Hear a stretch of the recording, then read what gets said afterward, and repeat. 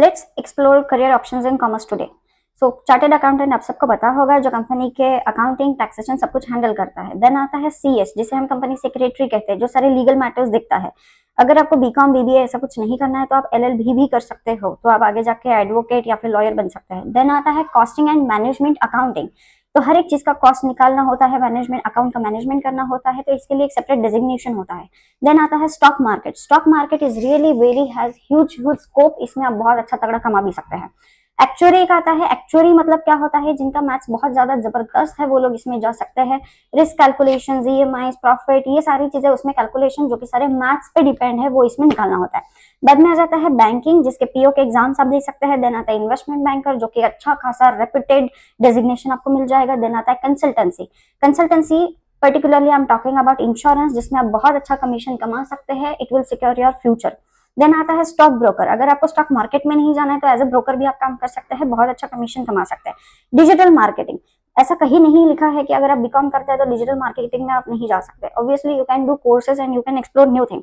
बाद में आ जाता है एचआर। एचआर मतलब ह्यूमन रिसोर्स, जो आपको पता होगा कि हर एक कंपनी में होता है, वो रिक्रूटमेंट करता है। उसके बाद आ जाता है बिजनेस अकाउंटिंग। बिजनेस अकाउंटेंट मतलब ये सब लोग सीए इसको समझते हैं, लेकिन ऐसा नहीं होता है। बिजनेस अकाउंटेंट एक सेपरेट, अगर कोई कंपनी काम कर रही है तो उसका एक सेपरेट अकाउंटेंट बिजनेस अकाउंटेंट होता है, ये एक सेपरेट डेजिग्नेशन आता है।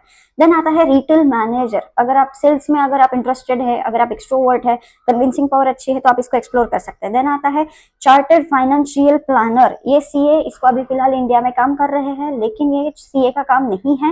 फाइनेंशियल प्लानिंग किस तरीके से करनी है, इसका भी एक सेपरेट करियर होता है। देन आता है रिसर्च एनालिस्ट। रिसर्च एनालिस्ट मतलब हर एक कोई भी कंपनी आपको हायर कर सकती है, उनका डेटा वगैरह दे सकती है, रिसर्च करवा सकती है और आपको उसका एनालिसिस देना होता है, जो कि बहुत ही ज्यादा दिमाग इंटेलेक्चुअल काम होता है। देन आता है एंटरप्रेन्योर, जो मेरा बहुत ज्यादा फेवरेट है। Entrepreneur is like wow. और आप सबको भी पता होगा कि आप खुद का बिजनेस भले ही छोटा क्यों ना हो, लेकिन खुद का बिजनेस करना जरूर चाहिए। देन आता है मैनेजमेंट कंसल्टेंट। अगर आपको मैनेजमेंट, अगर बाकी दूसरे कंपनी में जाके अगर आपको जॉब नहीं करना है तो आप इसका कंसल्टेंसी भी स्टार्ट कर सकते हैं। एज ए थर्ड पार्टी एक बिजनेस को क्या करना चाहिए, क्या नहीं करना चाहिए, ये आपको पता होना चाहिए।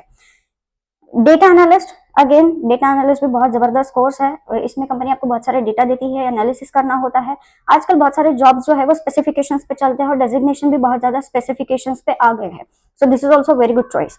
देन आता है बिजनेस एनालिस्ट। हर एक बिजनेस का एक अलग जरिया होता है, एक अलग तरीका होता है, उसमें आपको एनालिसिस करना होता है। वो बिजनेस के विजन को देख के किस तरीके से आगे जा सकते हैं, वो भी आप देख सकते हैं।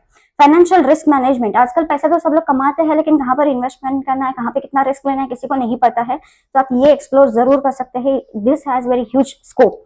देन आता है एसएससी। एसएससी मतलब जिनको कस्टम ऑफिसर्स बनना है या फिर कस्टम्स में जाना चाहते हैं, वो ये जरूर कर सकते हैं। So these are the huge career options in front of you. मेरे पास और दूसरे भी कुछ बहुत सारे ऑप्शंस है। If you want to know more please comment me, so that मुझे पता चले and I will get back to you. Thank you.